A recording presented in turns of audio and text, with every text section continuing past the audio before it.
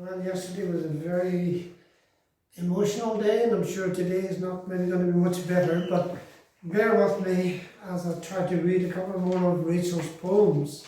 And this one is called If I Had Only Known. I suppose for everybody, if we really knew what was up the road, we would do things maybe so much better, and we would be not as easily offended, or not as easily, saying the wrong thing about anybody. But this is Rachel's next poem I'm going to read to you. And it's called If I'd Only Known.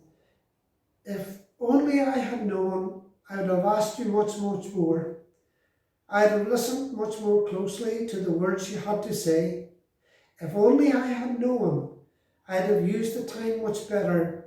I'd have stored up the words of wisdom for the day you couldn't speak. If only I had known, I would have shown more interest in the stories you had to tell. I would have asked more questions about your life or childhood or family. Now, if only I had known that one day those memories would be locked away inside you.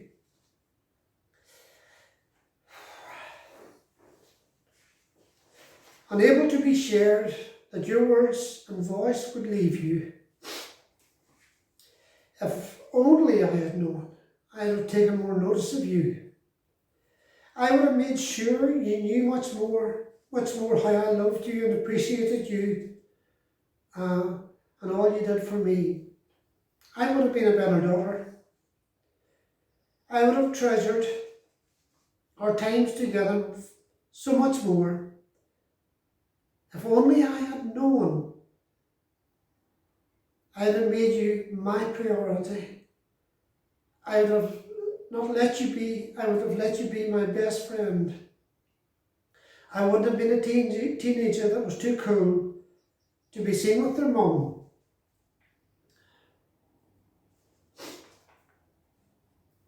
I would have been seen with you with pride if only I had known that you would never know my children or give me the advice of motherhood.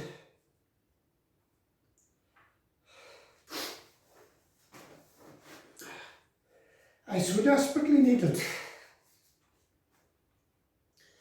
I would have asked those questions long ago and stored them up for this time. If only I had known that the time I needed you most in my life, would be the time I didn't have you.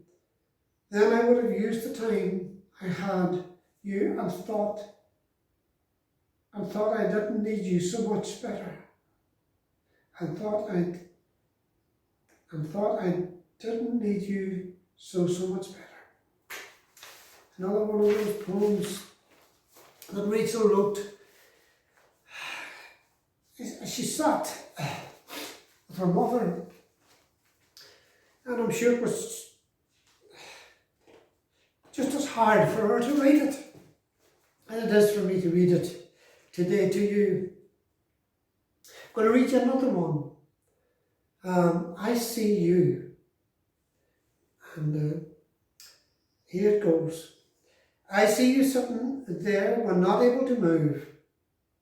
I see your eyes unable to even open at times. Unable to see me, your child, unable to shed a tear anymore. I see your hands unable to do the simplest of things. I see your legs that can no longer walk.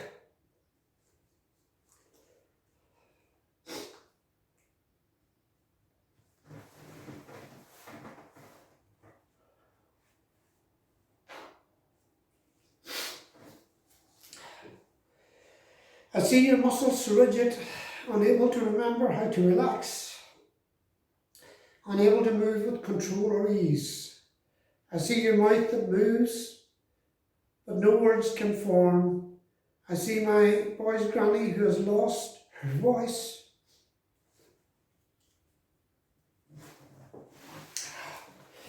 I'm struggling.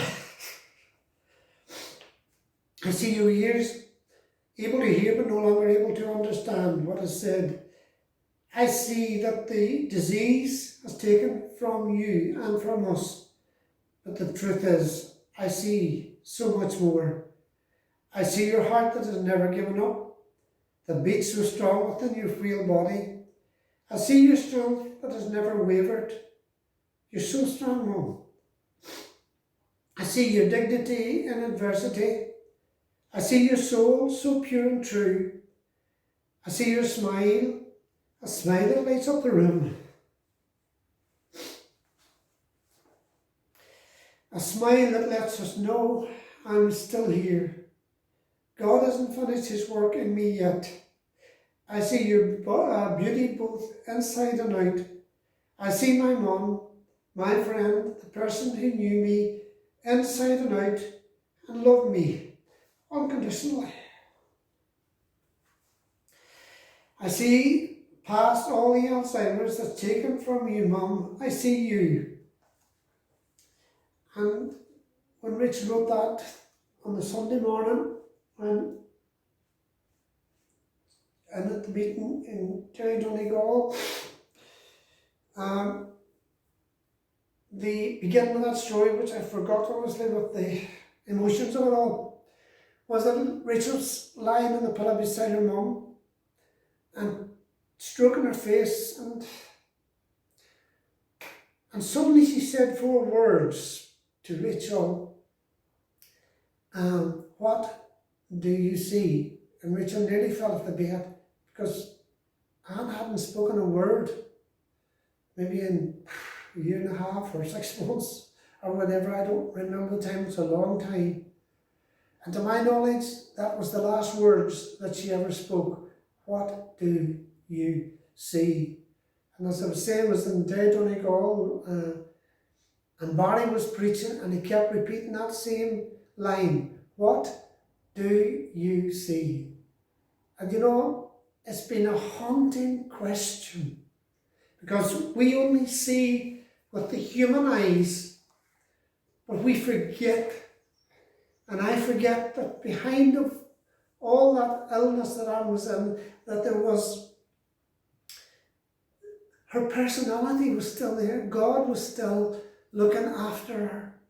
And it humbles me when I read these stories that Rachel had written. Now I'm going to maybe cut off again and try to read again another 1 or 2 tomorrow and tell you maybe a wee bit more, because this is the hardest time of my life. Everything else, with all its difficulties, with all its problems, with all its trials, seemed like nothing to what I was going through and my family was going through at this time.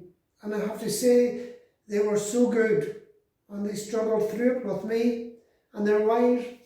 They never missed a week, but they took it in turn being there every night, so that no one night she would be ever left alone.